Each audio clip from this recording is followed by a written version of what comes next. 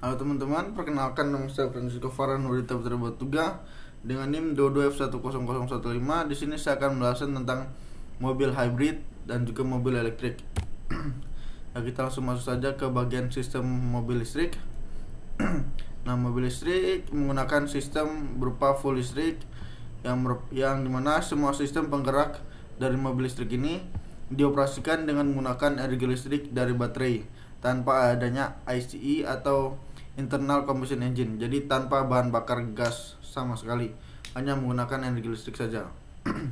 Mana dari baterai masuk ke power converter, lalu power converter mempower untuk motor controller ini sendiri, lalu motor controller digunakan untuk menggerakkan motor listrik digunakan untuk menggerakkan gearbox untuk menjalankan roda. Lalu berikutnya kita masuk ke sistem mobil hybrid. Nah, mobil hybrid ini menggunakan dua jenis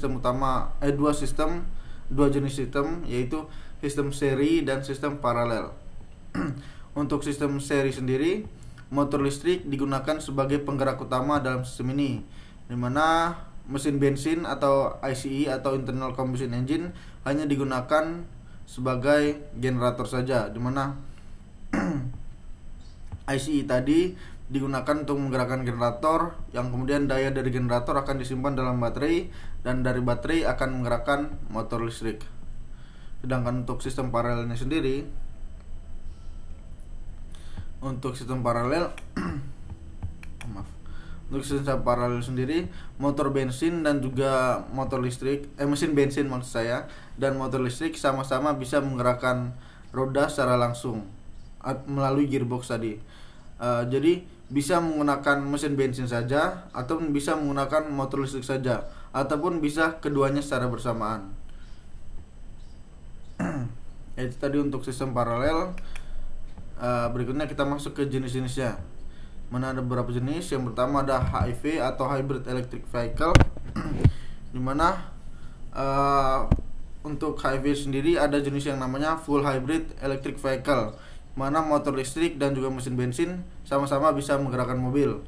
Mana untuk karakteristiknya sendiri itu, untuk full hybrid ini sendiri, yaitu bisa berjalan dengan menggunakan full electric vehicle, tapi hanya jarak pendek dan juga kecepatan yang rendah. Lalu bisa juga seperti yang saya bilang tadi menggunakan bensin saja, ataupun bisa menggunakan gabungan dari keduanya, dimana sistemnya itu sendiri otomatis memilih mode paling efisien sesuai dengan kondisi. Jadi ada feedback dari kecepatannya itu sendiri yang masuk ke bagian sistem kontrolnya. Lalu dari sistem kontrolnya akan memilih mode apa nih yang paling efisien, apakah mode untuk bensin saja, atau mode untuk electric vehicle seluruhnya, ataupun mode gabungan keduanya. Lalu berikutnya ada plug-in hybrid electric vehicle, di mana plug-in hybrid ini sendiri adalah mobil hybrid yang menggunakan colokan listrik. Jadi colokan listriknya itu sendiri digunakan untuk memberikan daya yang akan disimpan pada baterainya nanti. Jadi plug-in hybrid electric vehicle ini bisa jalan 100% secara listrik atau secara full listrik untuk jarak tertentu. Mana tadi untuk full hybrid kan dia hanya untuk jarak rendah dan juga kecepatan rendah, tapi untuk plug-in ini dia bisa kecepatannya lebih tinggi lagi dan jaraknya bisa lebih jauh lagi, yaitu sekitar 40 sampai dengan 100 km. Jadi baterai yang digunakan pada plug-in hybrid electric vehicle ini sendiri merupakan baterai yang cukup besar bisa dibilang.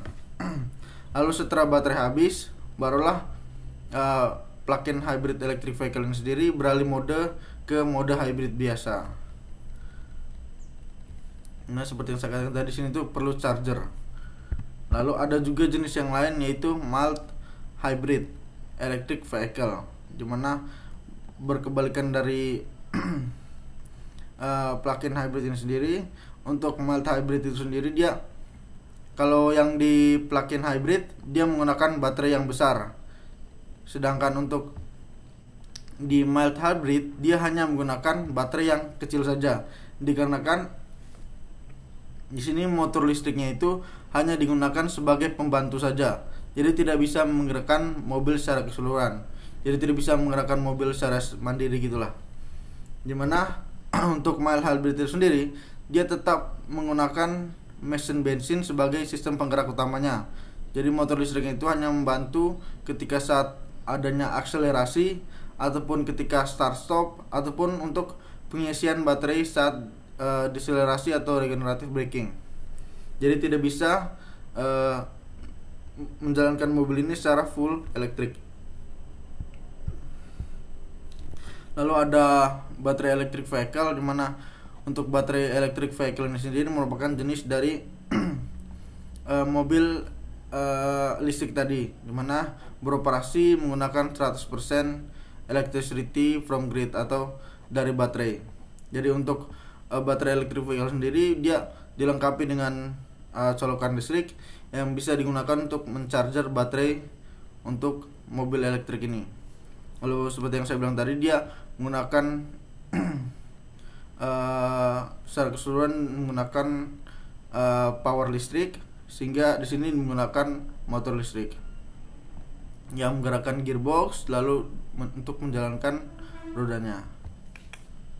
Ya, sekian saja presentasi dari saya. Atas perhatian yang diberikan, terima kasih.